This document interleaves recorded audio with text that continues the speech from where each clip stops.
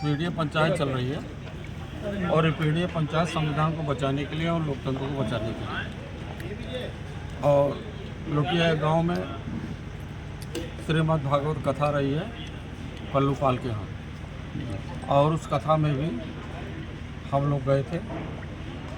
और इस समय समूचे देश में संकट का दौर है और उस संकट से निपटने के लिए चुनौती को स्वीकार किया समाजवादी पार्टी। सर, लोकतंत्र बचाने की बात कर रहे हैं। अभी कुछ दिन पहले कैबिनेट मंत्री आए हुए थे, भाजपा के सहयोगी हैं, और उनका कहना था कि हमने संजय निषाद 7 दरोगा के हाथ पैर तुड़वा कर गड्ढे में फिकवा कर यहाँ तक पहुँचे हैं। इस पर आपकी और आपकी पार्टी क्या सोचती है? और संविधान को न मानने वाले लोग हैं, लोकतंत्र को न मानने वाले लोग हैं और पूरी तरह से गुंडई के हिसाब से उनका शासन प्रशासन चल रहा है।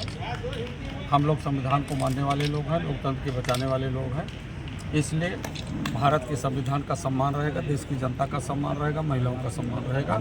वही लड़ाई समाजवादी पार्टी की है। पार्टी कह रही है इस समय कि सारे जिलाध्यक्ष को थोड़ा सा हेर फेर किया जाएगा, इसमें सुल्तानपुर कहाँ आता है? समाजवादी पार्टी के संगठन में भी कोई बदलाव नहीं है। जी जी, जब बदलाव आ जाएगा तो सामने आ जाएगा। अभी ऐसा कोई बदलाव नहीं है समाजवादी पार्टी के संगठन में।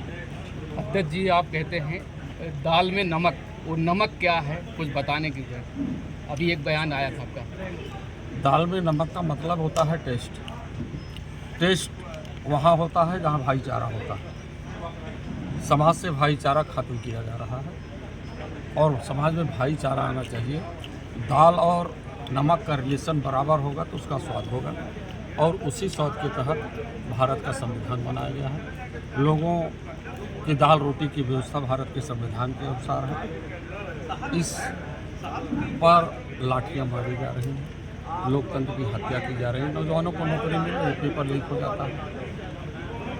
अभी पुलिस की भर्ती हुई, रिजर्वेशन के आधार पर भी पुलिस नहीं हो पाए। 50% इधर तो 50% उधर। बाबा साहब डॉक्टर अम्बेडकर का संविधान यह नहीं कहता है। जिनको अधिकार नहीं मिला, जिनका हक नहीं मिला, जो शोषित है, वंचित है, उन लोगों को रिजर्वेशन के आधार पर आगे बढ़ाया जाए, क्योंकि सदियों से उन्हें शिक्षा से दूर रखा गया था। आज हमारे किसान जो है सिर्फ और सिर्फ छुट्टे जानवर से बहुत परेशान है। इनकी खेती चौपट होती जा रही है। ठीक है, सरकारें दुगनी आय कर रही हैं, आप लोग समझो। किसान लोग किसानों की दुगनी आय कर रहे हैं। इसका मुद्दा सदन में नहीं उठ पाया। सदन में संविधान तो यही चीज़ है ना, सदन के संविधान में वो किसानों की भी बात है, नौजवानों की बात है, महिलाओं की बात है। समाजवादी पार्टी पूरी मुस्तैदी के साथ सदन में किसानों की, महिलाओं की, नौजवानों की, बेरोजगारों की आवाज़ उठाती है, और इसी बात को लेकर के बाबा साहब को देश की पार्लियामेंट में अपमानित किया। अध्यक्ष जी, निरंतर आप क्षेत्र में भ्रमण कर रहे हैं, जीरो ग्राउंड पे हैं जैसे देखा जाए तो, और पार्टी के कार्यकर्ताओं के लिए आपका क्या संदेश है? पार्टी के कार्यकर्ता हमारे पूरी तरह से पीडीए पंचायत में जमे हुए हैं। हर बूथ में, हर सेक्टर में जा करके बाबा साहब के विचारों को बताने का काम कर रहे हैं, और ये बताने का काम इसलिए भी कर रहे हैं कि उत्तर प्रदेश में जो अराजकता फैली है, जो बेईमानी फैली है, उसको दूर करने के लिए केवल 2027 में रास्ता है, और 2027 में सभी हमारे कार्यकर्ता एकजुट होकर अपने बूथों से, अपनी विधानसभाओं से विधायक जिताएंगे और उत्तर प्रदेश की अराजकता वाली सरकार को हटाएंगे। धन्यवाद। Thank you.